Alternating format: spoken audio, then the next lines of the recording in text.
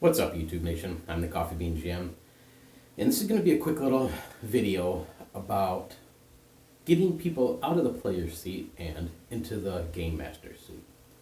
So, I was browsing around on Reddit today, and I seen quite a few people. There's this thread of sort of like a New Year's resolution. It was trying to get people who sit around most of the time and play, 90% of the time they're players, and getting them into the GM seat so they're GMs who generally run the games can get into a player seat, and both sides can experience something new. And this is something that's quite true, I've noticed in a lot of the groups that I'm in. You see the same 4, 5, 6 dungeon masters, game masters, whatever the case is, running games. You see the same group of players, but that never really changes up. Very rarely do you see the people who are your standard players take a GM role, and you don't see GMs really that often getting a chance to play. So I wanted to kind of let the people know, let players know that when you take on that role of a games master, it shouldn't be something that's this big, hard, scary thing. It's nothing like Mandingo's dick. It's actually pretty easy for the most part. Taking on that role of games master, if you're playing a game, then odds are you already know the rules. So that's kind of something you can set aside. And when you take on the role of a games master, you still have to be the moderator of the game, and you still have to run it. But if you have the right group of players, especially for your first time, then you'll find that running the game is really nothing more than letting the players know what's going on around them, setting the scene, and letting them run with it. Once you get comfortable detailing and knowing what's around them, the players will just take off and run with it, and you can answer their questions as they develop things. Otherwise, when you're running NPCs, it's no different than running your own character. When you're running battles, it's no different than running your own character, just with other creatures. And when you're running adventures and stuff, instead of looking around for the clues, looking for, playing out the adventure with your character, you're simply telling the other characters, the players, what is around them, and you're letting them do what they will with it. So this idea that jumping from a player's seat into a GM seat is some big change really is pretty much minuscule. There's really not much of a difference. I'm not sure if the idea of being able to properly tell a story scares people maybe, or the added stress of sort of moderating, especially when you have like 4 or 5 players, maybe the stress of moderating them.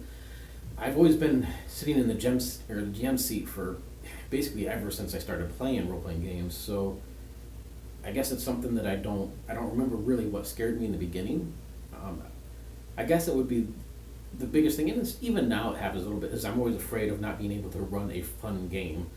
But really, even when you run a shitty game, you may think it's bad and it didn't come out quite right. When you talk to the players, they almost always still had a good time. I've had several games I really was not happy with and stuff, but I've gone back and talked to the player about this or that, and, I would mention, I didn't think that was very good, or I didn't do a good job on that, and they're completely, baffled that, because they had a lot of fun, whereas I was not quite on my game for the part. So, odds are, even if you do I don't even want to say crappy, but if you're nervous and you don't feel like you did a really good job, odds are they had fun and it was a success.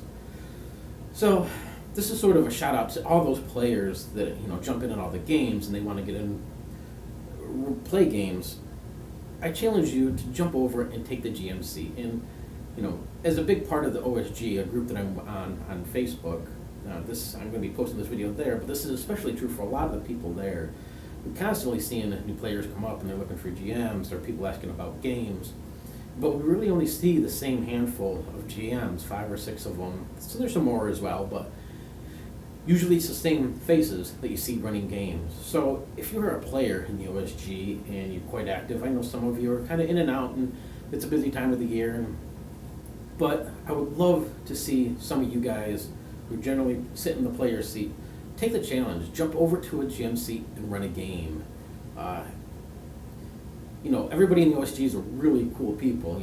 I've had nothing but good luck in that group getting players. And for those of you that would, take this challenge and jump with it and run a game, odds are you're going to get really good people that are in those games. Ones that are, if you really wanted the feedback, they give it to you. Odds are you're going to get people who are able to play their characters well, and they'll jump into those roles, and they'll pretty much run the game for you. So there is no baby step into GMing. There's no steps you need to take. It's really one of those things where you just have to say you're going to do it, come up with a game idea, and jump in and run it. And even if you don't want to come up with your own idea on running a game, if you go over to Drive-Thru RPG, there's hundreds of free games, and even ones that are just $1 or $2 if you don't mind paying a couple bucks, and tons of free ones. Browse through them. You can get it for pretty much any system or any genre, agnostic games.